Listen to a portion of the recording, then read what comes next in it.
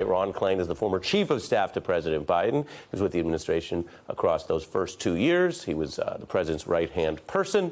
He is someone who had the ultimate power in Washington, the power to control, schedule, and shape everything going into the Oval Office. Not really an exaggeration. Thanks for making time. Thanks for having me, Ari. It's a big night. You get the first swing here. I went through kind of what we're hearing. One excerpt. What's going to happen?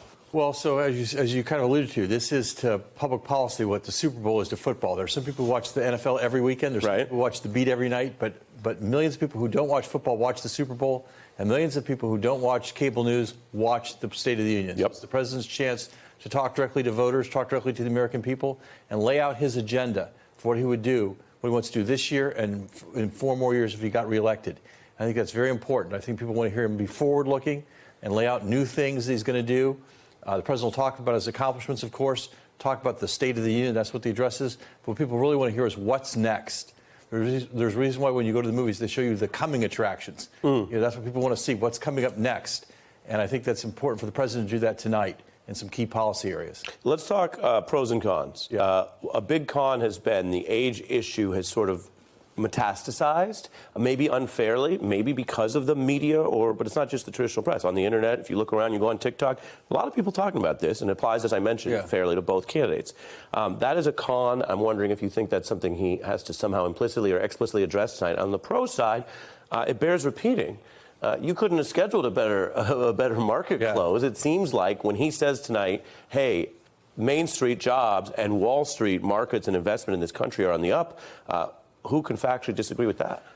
Well, some people disagree unfactually, but that's not really, that's the point is the president will get to make his case tonight. And I think part of it will be about that, no question, but part of it will be about what he wants to do now going forward to make lives better. We know that not everyone, as you said, not everyone benefits from the Wall Street close, and some people on Main Street are still feeling squeezed. So the president will talk tonight about what he's going to do to bring costs down, healthcare costs specifically, broader consumer costs also.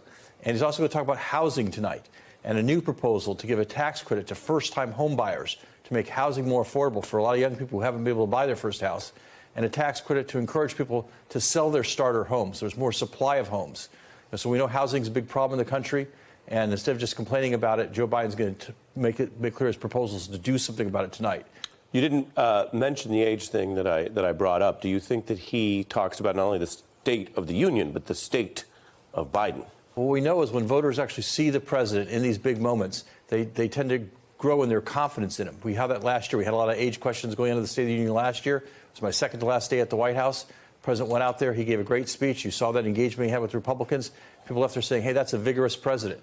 So I think the president will address it by addressing the country, about the problems of the country. People want to see, the question is, too old for what? What people want to see is he has the vigor and the plans to address the country's problems. I'm sure they'll see that tonight. And there's a bit of a passing reference to it in one of the other excerpts. And again, this is just one of these traditions. You know, so much has changed, Ron, in our time. Some things are the same. They give us these quotes, and I have to sort of do this presidential reading. I'm not going to try to do it I'm not going to do an impression. But he says, quote, "My lifetime has taught me to embrace freedom and democracy, a future based on the core values that have defined America: honesty, decency, dignity, equality. Now, some other people, my age, see a different story, an American story of resentment, revenge, and retribution. That's not me." You know him so well. What's he saying there? Well, I think it's a very good capturing of his core philosophy. The president is an optimist. He believes in hope. He believes in this country. He thinks America is a great country. We don't have to make it great. It is great, and it's getting greater all the time. And you're hearing him talk about his values and what he stands for, what he believes in. And obviously there's a contrast there, an implied contrast to President Trump. What should people know about him that you know that not everyone does? What I can tell you is he is vigorous. He is mentally acute.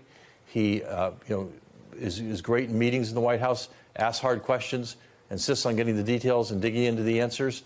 And I think you'll see the president lead in that way tonight at the State of the Union, and you'll continue to try to deliver for the American people. Do you think it comes across in these settings that he cares? I mean, we're going to have these debates the whole year. Yeah, of course. I've covered a lot of people. I've seen some where you get the feeling that they're just showing up, or they're there for the glory or the perks.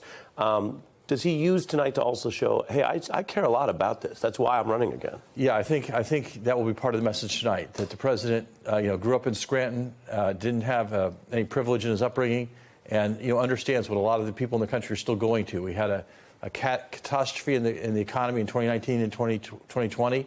He's been bringing it back since then, 14 million new jobs, but there are a lot of people who are still hurting.